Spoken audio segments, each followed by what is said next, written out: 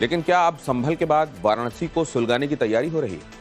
वाराणसी के 115 साल पुराने कॉलेज की प्रॉपर्टी पर वक्फ बोर्ड के दावे के बाद आज कॉलेज कैंपस में मौजूद मस्जिद में बड़ी संख्या में नमाजी जुटे।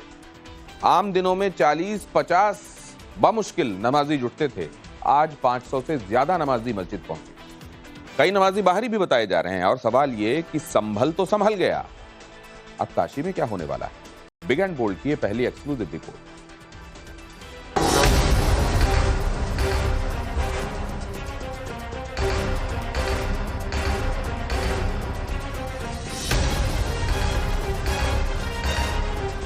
यूपी कॉलेज में संगीनों के साए में नमाज इस वक्त शुरू हो गई है। बड़ी संख्या में जो नमाजी हैं वो एक एक कर इस वक्त मस्जिद की ओर दाखिल हो रहे हैं।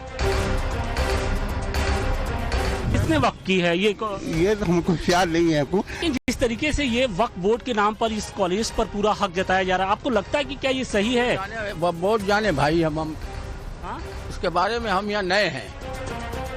इसमें इतना बड़ा मजार भी नहीं था, यहाँ एकदम छोटा सा मजार था, एक पीर बाबा का मजार था। 1909 में राजर्षि युदेव ने इसकी स्थापना की और 1937 में जो है वक्फ बोर्ड का गठन हुआ।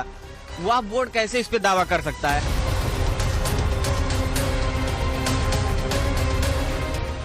वाराणसी के यूपी कॉलेज का एक छोटा सा मस्जिद और नमाजी सैकड़ों की तादाद में। मस्जिद पहुंचने वालों की लंबी लाइन लगी है। कॉलेज के गेट से मस्जिद तक का रास्ता नमाजियों से भरा है। कोई पैदल ही आ रहा है, कोई स्कूटी से आ रहा है, कोई साइकिल लिए ही चला आ रहा है। सबकी मंजिल एक है, यूपी कॉलेज के अंदर मौजूद मस्जिद। इस भीड़ में बड़े हैं, बच्चे हैं, बूढ़े हैं, जवान हैं। आम दिनों में 40-50 नमाजी जुटते थे, लेकिन इस जुमे को 500 से ज्यादा नमाजी मस्जिद पहुंचे। भीड़ देखिए कि किस संख्या में इस वक्त जो नमाजी हैं वो नमाज अदा करके बाहर निकल रहे हैं।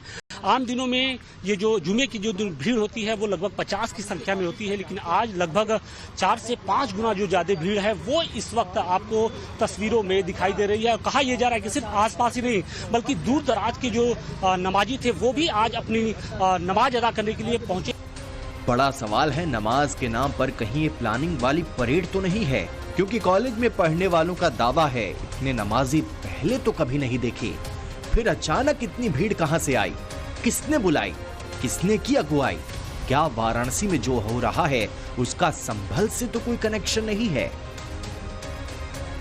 क्योंकि यूपी का संभल तो अब संभल गया है, लेकिन वाराणसी में ये क्या हो रहा है? नमाजी संभल में भी पहुंचे और वाराणसी के इस मस्जिद में भी, लेकिन दोनों तस्वीरों में बहुत अंतर है।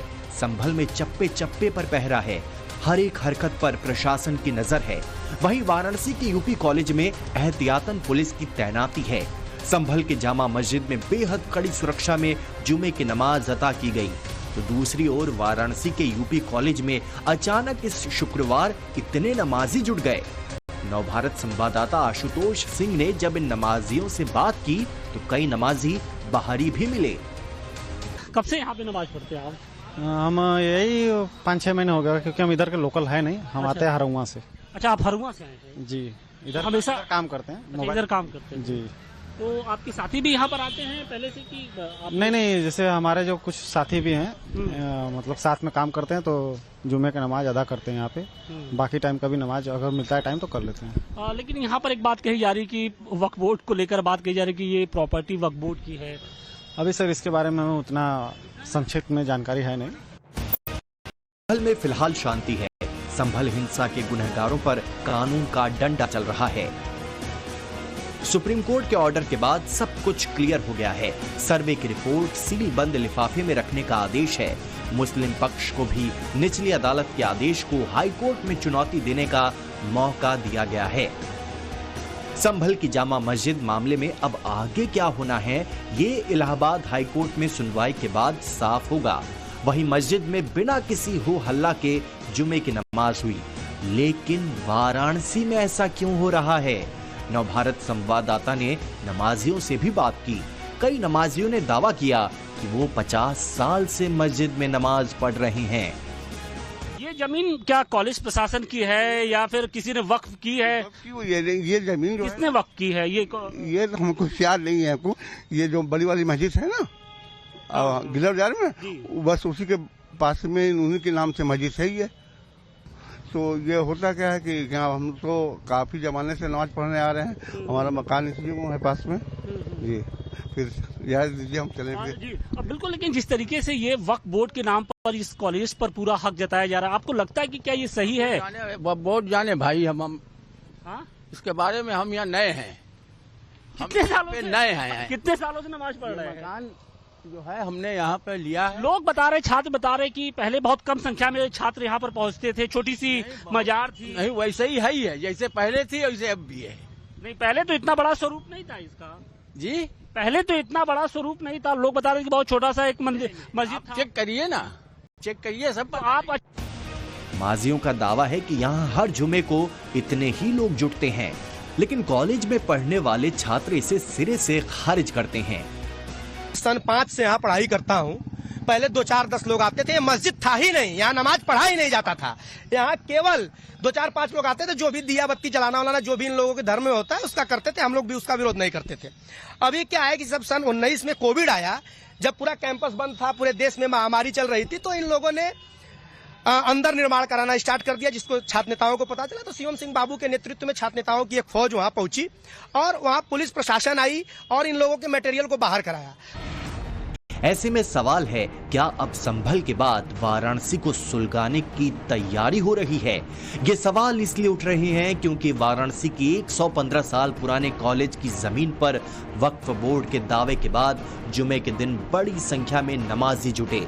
गौर करने वाली बात यह है कि बीते 25 नवंबर को मुख्यमंत्री योगी आदित्यनाथ उदय प्रताप कॉलेज के 115वें स्थापना दिवस कार्यक्रम में पहुंचे थे। 27 नवंबर को यूपी सुन्नी सेंट्रल वक्फ बोर्ड की तरफ से यूपी कॉलेज को नोटिस भेजा गया और 29 नवंबर को जुमे की नमाज में 500 से अधिक नमाजी कॉलेज कैंपस में मौजूद मस्जिद में जमा हो गए। हालांकि मस्जिद के इमाम कह रहे हैं कि हर शुक्रवार को इतनी ही भीड़ आती है। आम दिनों में भी इतनी संख्या रहती है या कुछ आज ज्यादा संख्या है? क्योंकि आज फ्राइडे है, जुम्मा जिस बुनियाद पर ज्यादा लोग हैं, बाकी लोग तो रहते ही हैं। नहीं, जुमे पे भी पहले इतनी भीड़ नहीं होती। नहीं, इतने जो हमेशा भीड़ रहती है। अच्छा, ये बताइए कि वक्फ बोर्ड की क्या ये पूरी कॉलेज ही वक्फ बोर्ड का है, प्रॉपर्टी के लिए दावा किया गया है? अब देखिए, वक्फ बोर्ड के बारे में मुझे जानकारी नहीं, इसलिए कल हमने ये सब न्यूज देखा। बाकी ये क्या है वो तो कुछ। आपने कॉलेज के छात्रों को सुना, नमाजियों को सुना, मस्जिद के इमाम की भी सुन ली। अब पूरा मामला क्या है, इसे तफसील से जान लीजिए। ये नमाजी उसी मस्जिद में नमाज पढ़ने के लिए जमा हुए जो वाराणसी के मशहूर यूपी कॉलेज के कैंपस में बना है। ये मस्जिद कॉलेज के मेन गेट में दाखिल होते ही करीब 100 मीटर की दूरी पर बना है। लोगों का कहना है कि पहले ये मस्जिद नहीं थी, यहाँ एक मजार था, लेकिन अब ये मस्जिद विवाद की वजह बन गई है, क्योंकि इसी मस्जिद को आधार बनाकर यूपी सुन्नी सेंट्रल वक्फ बोर्ड ने कॉलेज के 100 एकड़ की जमीन पर अपना दावा ठोक दिया है कि कॉलेज प्रशासन की ओर से एक्शन लेते हुए इसकी जो पूरी इलेक्ट्रिसिटी है वो काट दी गई है। यानी यहाँ पर कॉलेज की ओर से इलेक्ट्रिसिटी नहीं दी जाती है, लेकिन अभी भी जो मुस्लिम समाज के लोग हैं वो यहाँ पर आते हैं और बाकायदे 5 वक्त की जो नमाज है वो अदा करते हैं। हालांकि इस मस्जिद को लेकर लंबे समय से कॉलेज प्रशासन और मुस्लिम जो कमेटी है वो आमने सामने रही है।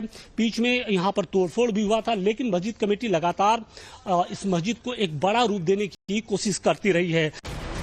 वाराणसी के यूपी कॉलेज पर वक्फ बोर्ड का दावा अपने आप में हैरान करने वाला है, क्योंकि आपने अभी तक सड़क पर वक्फ बोर्ड के दावे के बारे में सुना होगा, मंदिर पर वक्फ बोर्ड के दावे के बारे में सुना होगा, यहाँ तक कि शमशान की जमीन तक पर वक्फ के दावे के बारे में सुना होगा।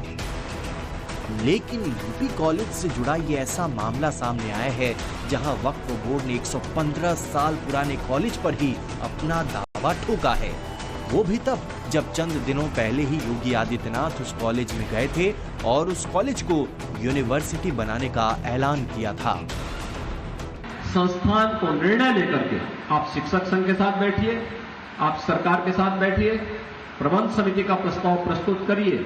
मुझे लगता है कि आपको विश्वविद्यालय बनने में कोई देर नहीं लगने वाली, कोई देर नहीं लगने वाली। आपकी मान्यता की औपचारिकताओं के लिए एक सेल्फ सफिशिएंट एक मॉडल आप दे पाएंगे। स्वयं में सेल्फ सस्टेनेबल मॉडल आपका होगा। मुख्यमंत्री योगी आदित्यनाथ के कॉलेज के 115वें स्थापना दिवस के मौके पर आने के बाद से विवाद और बढ़ गया है। योगी ने इस कॉलेज को यूनिवर्सिटी में बदलने की बात कही है, लेकिन सीएम के दौरे के बाद वक्फ बोर्ड ने इस कॉलेज की पूरी जमीन पर अपना दावा ठोक दिया है। हालांकि वक्फ बोर्ड ने 6 साल पहले भी 2018 में कॉलेज को नोटिस भेजा था, लेकिन 6 साल बाद एक बार फिर ये मुद्दा गर्म हो गया है। लेकिन कॉलेज मैनेजमेंट की तरफ से ये सवाल भी उठाए जा रहे हैं कि जब 2018 में ही वक्फ बोर्ड के नोटिस का जवाब दे दिया गया था, फिर 6 बरस तक बोर्ड हाथ पर हाथ रखकर क्यों बैठा था। वाराणसी से आशुतोष सिंह के साथ bureau report, times now Navbharat.